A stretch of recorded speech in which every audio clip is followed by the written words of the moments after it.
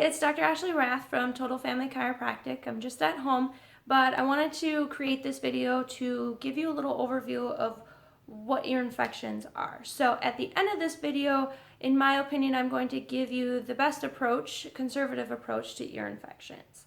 And to begin, we have to understand what an ear infection is. So ear infections are also known as otitis media, and what it is inflammation within your middle ear.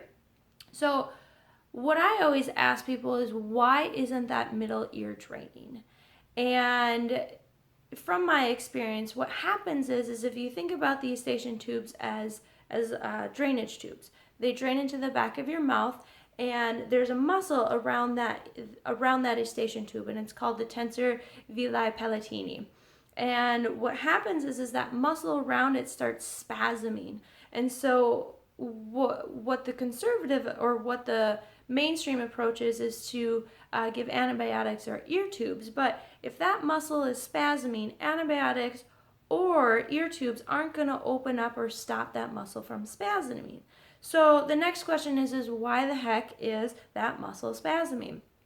And what I have seen is that muscle starts to spasm, especially in younger children, because of birth trauma. So the nerve supply into the muscle that's spasming comes from the cervical neck, that upper neck. And if that nerve supply into the muscle is not functioning at a high rate, what happens is that muscle gets upset and mad, and it starts to spasm. Therefore, the eustachian tube can't pump. And the eustachian tube works essentially kind of like your esophagus. It has to milk or pump your food down into your stomach. The eustachian tube works the same way. So it has to milk the fluid out of the middle ear, and so to create the middle ear from draining. So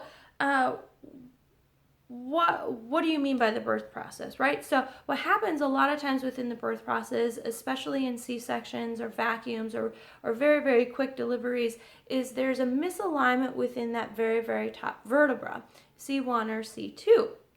And that nerve that comes out of the upper cervical neck there is essentially that tensor villi, is supplying that tensor villi palatini muscle, therefore making it spasm. So if we can eliminate the stress on that nerve supplying the muscle, ultimately or theoretically, that eustachian tube is going to open up so the fluid drains.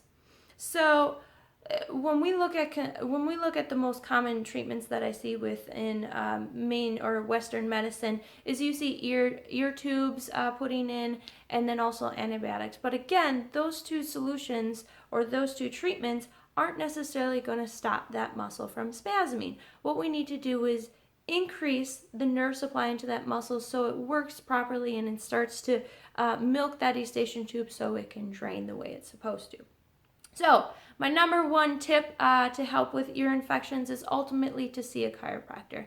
What a chiropractor is going to do is going to look at the upper cervical neck and see if there's any misalignments within that spine. If there's a misalignment, they are going to gently and safely correct that. So now that nerve can supply that tensor villi palatini muscle, and it can actually pump the fluid out of that middle ear, therefore causing healthy drainage within the ear. So if you feel this video was very valuable, what I ask you to do is visit our website up here for more information, or you can give us a call on this number down below. Until next time, grow healthy.